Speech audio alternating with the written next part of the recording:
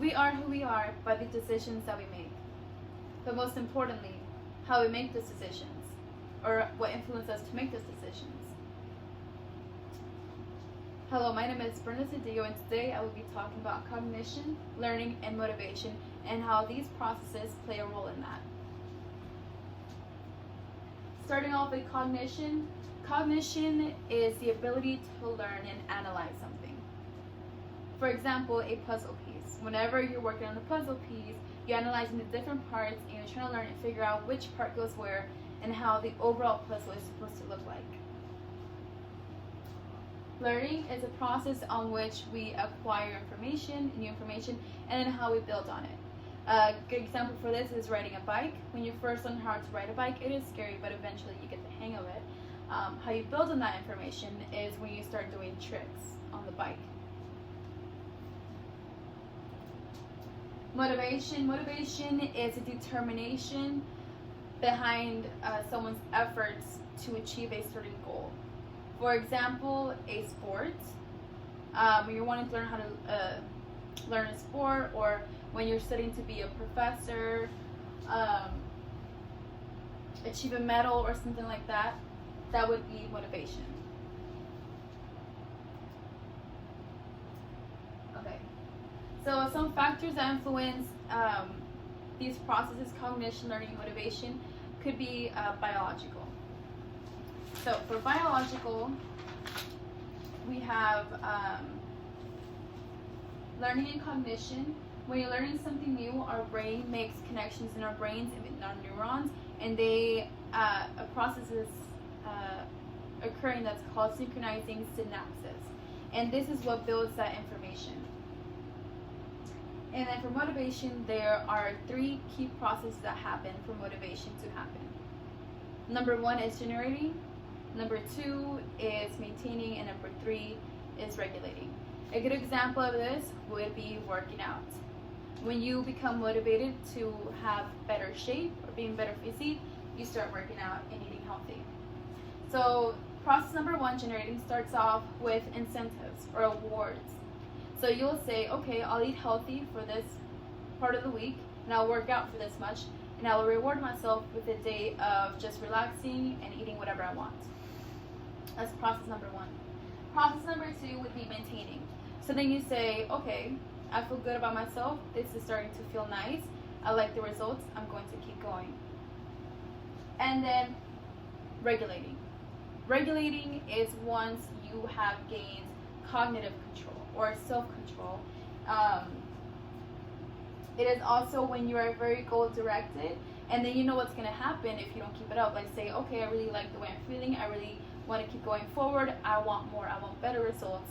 And then you say, if I stop now, I'm going to go back to 0, and you don't want to.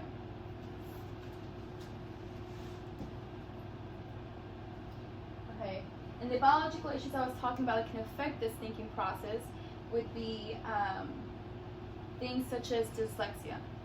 So for dyslexia, there's things like difficulty with speech, writing, and reading. Or anything like brain injuries can also add to that.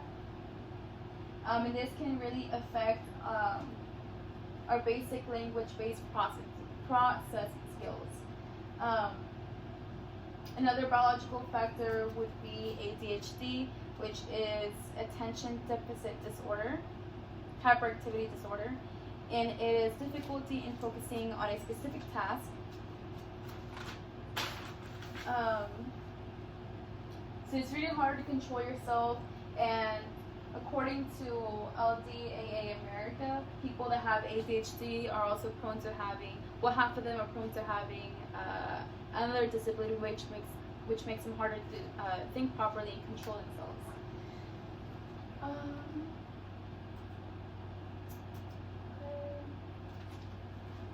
So another factor is psychological factors. So psychological factors, there are several factors that can inhibit the student from learning. Some are physical, some are emotional, some are social, and then some are environmental, just to name a few. So for the physical factors, This can mean nutrition. This can mean any physical disabilities such as paralysis. It could mean visual disabilities. You could be deaf. Mental illnesses. All these can inhibit motor development and the learning capacity. For the emotional and social factors, let's see.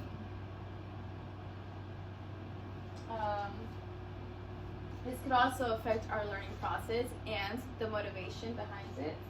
So a good example of this would be how a student feels in their natural instincts.